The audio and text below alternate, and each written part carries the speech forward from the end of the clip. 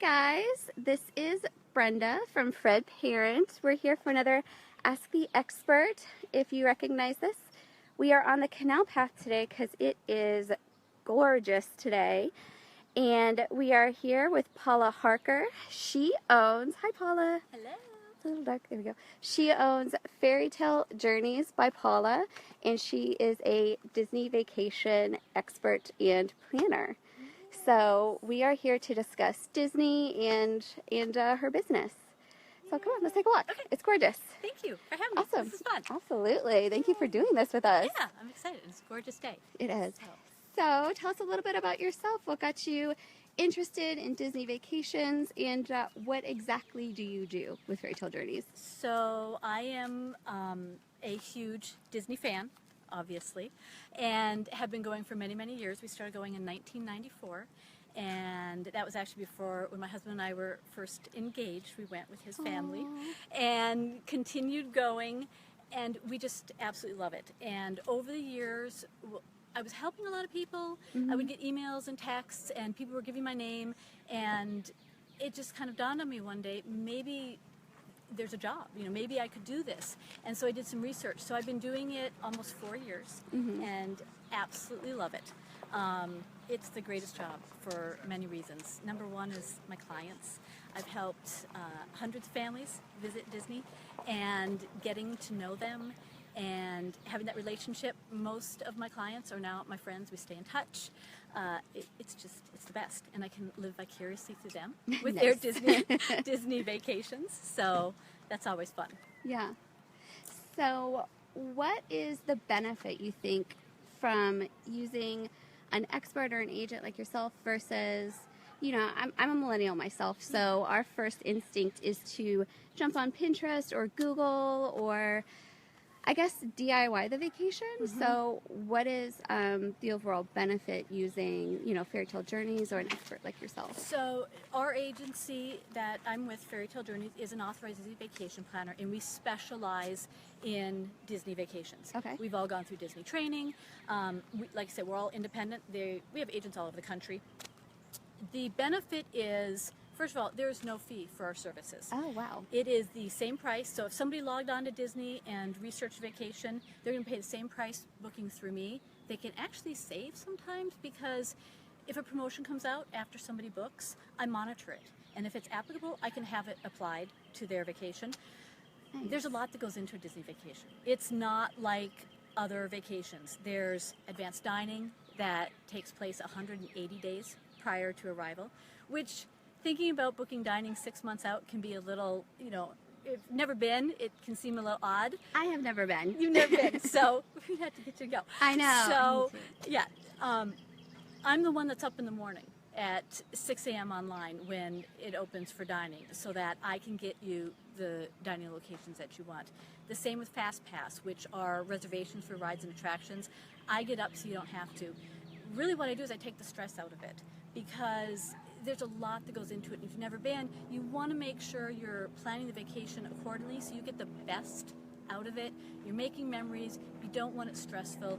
You want to make sure you're not, crisscrossing the park to go from one ride to the next. I help with that. I do a custom itinerary. I do some little extras for my clients. So that's the kind of stuff through me. And like I said, there's absolutely no fee for it, honestly. So as long as somebody books their trip through me, they get all my services. Nice. And it's me that they reach out to. It's not somebody different every time. I like that, the human element. You're there. Yeah, it's there. They can email, they can text, they can call, and honestly, it's not uncommon at 10 o'clock to be getting texts, and I'm replying, and you know what? I love it. Amanda Wilding says hi, by the way. Hi, Amanda. She's awesome. So that reminds me, we did have a question come in.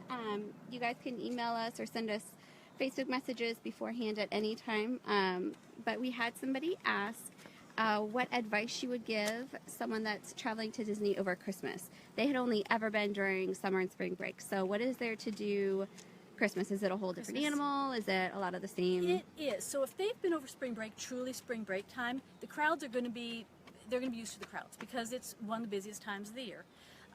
The decorations are actually up early November, so they're going to see all that. If they're there actually like over Christmas itself, like I said, you're going to really want to plan well and accordingly, because the parks can hit, especially Magic Kingdom, can hit capacity. Over Christmas time, there's so much to do. There's Mickey's Very Merry Christmas Party, which adorable. it is adorable. Now, it is what's called a hard ticket event, so you do need a separate ticket for it. And so the nights that that's taking place, Magic Kingdom closes at 7 if you don't have the ticket. But it runs right now from early November through December 22nd on select dates, so that is something they can do. The thing is, after December 22nd on, the benefits that you get from going to it, you don't need it. It's still going to, if you went, it's going to snow on Main Street. You're going to have the Christmas parade. Every resort will have their own Christmas decorations, which is fun. At Epcot, there's the Candlelight Processional, where a celebrity actually comes in and reads the Christmas story, and there's a whole orchestra. That's included in park admission. It does fill up, but they actually have dining packages, so you can be sure that you get seating for that.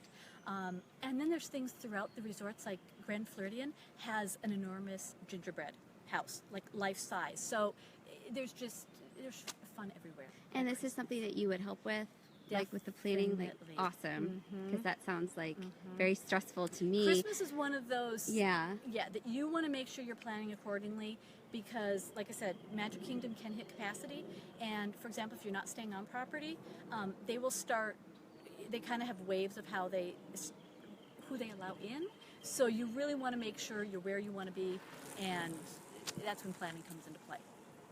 Candy Deer says hi. Sorry if I mispronounced your Candy name. Dyer. You're Hi, the best. Candy. Hi, Candy.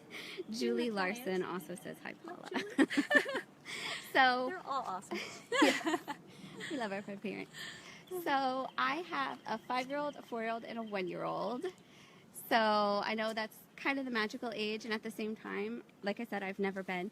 I've had people warn me, not to go at that age because it's a big park and, potty training, all this stuff. You're the expert. What are the benefits of going with really young kids, and do you have tips? So I do hear that a lot. My kids are young and I want to wait, which is I completely understand. Yeah. It's, every family is different. But if I could show you pictures that clients have gone, with the 2-year-old, and they have so much. If you have little ones, usually what you want to do is spend the morning in the park, go back to your resort, rest a bit, and then maybe go back. You don't want to overdo it. There's strollers. And actually, a little tip is there are strollers for rent there, but we actually have another supplier who you can get, like the jogging. They're a little more comfortable, and they actually are less expensive. Are we off? Hey, we're back. Okay. Sorry. It kind of dropped for a minute, and now we're back on. I So, like to hello. talk, so maybe I No, I overdid think it. it's No. just... So what I was saying, there's actually baby care centers in each park too. So you can go, say you need a place to just sit and cool off and breastfeed or whatever. They're there, and there are items there available for moms. There is just so much for little ones at the parks and older ones. There's a lot of rides that don't have a height requirement, and they actually have something called rider switch. So if you have a little one, say you get on the ride with your 5-year-old, while your husband can stay with your little ones. And then he gets off, you can ride again with your 5-year-old while your husband stays with your little ones. Okay, so that makes it easy. So you're not missing a moment. Exactly. See, that's what I worry about. Yeah. So that kind of segues into my next question. So let's say, 10, 15 years from now, I have older kids. It would be a different kind of experience, but would it be just as sweet? What are there to do with, my older teens, like a 15-year-old, a 16-year-old? Do you have any tips for that age group? There are so many thrill rides. So our children are almost 18 and 20, and they started going when they're young. They still love to go. There's so much to do. There's Rock and Roller Coaster and Space Mountain. So there's the wonderful thrill roller coaster rides. The resorts themselves have, there's always something to do for them. There's even like water activities that you can do. We love to go